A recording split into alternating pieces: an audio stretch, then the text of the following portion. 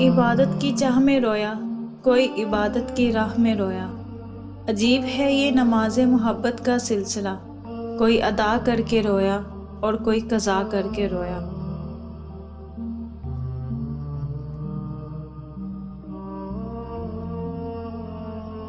درخت جتنا اونچا ہوگا اس کا سایہ اتنا ہی چھوٹا ہوگا، اس لیے اونچا بننے کے بجائے بڑا بننے کی کوشش کریں۔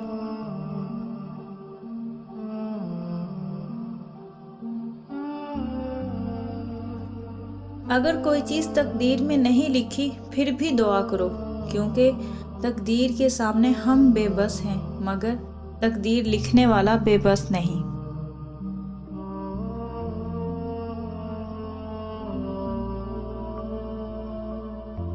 کامیاب لوگ اپنے ہونٹوں پر دو چیزیں رکھتے ہیں، خاموشی اور مسکراہٹ۔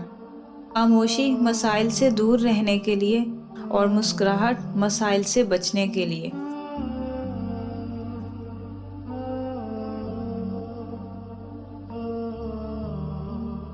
اپنی ذات کو سمندر کی طرح بناؤ جو اپنے اندر بہت کچھ لینے کے باوجود بھی اوپر سے بالکل پرسکون ہوتا ہے۔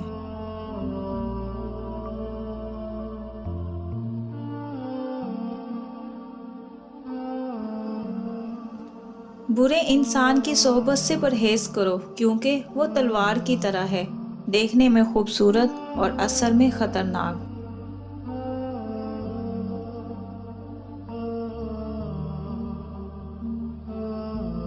ادب انسان کو اخلاق کی بلندیوں تک لے جاتا ہے، لیکن علم نہیں، کیونکہ علم تو شیطان کے پاس بھی بہت تھا مگر ادب نہیں۔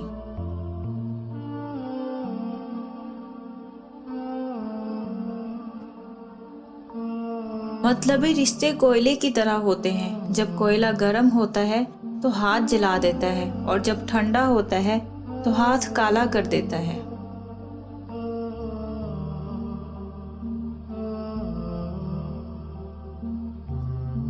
چیزیں وقتی ہی ہوتی ہیں، ٹوٹ جاتی ہیں، رویے دائمی ہوتے ہیں، صدیوں تک اپنا اثر چھوڑتے ہیں۔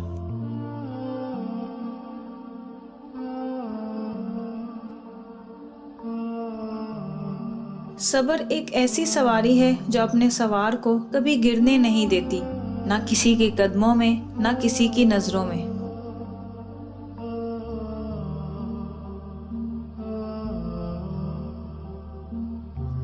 بد دعا صرف الفاظ نہیں ہوتے، جس کو دکھ دو اس کی آہ بھی بد دعا بن جاتی ہے، اور رب بہت انصاف کرنے والا ہے۔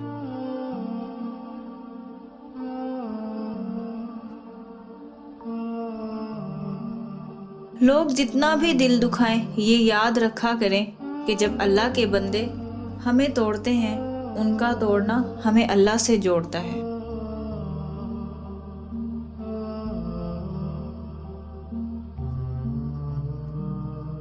زندگی سے اتنا پیار نہ کرو، یہ کسی سے وفا نہیں کرتی، اور موت کو کبھی مت بھولو، یہ کسی کو دھوکہ نہیں دیتی۔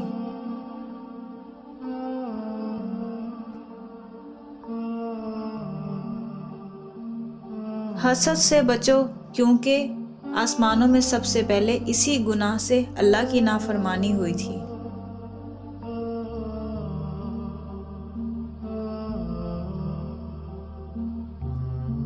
اپنا غم ہر کسی کو مت بتاؤ، کیونکہ مرہم ہر گھر میں ہو نہ ہو، نمک ضرور ہوتا ہے۔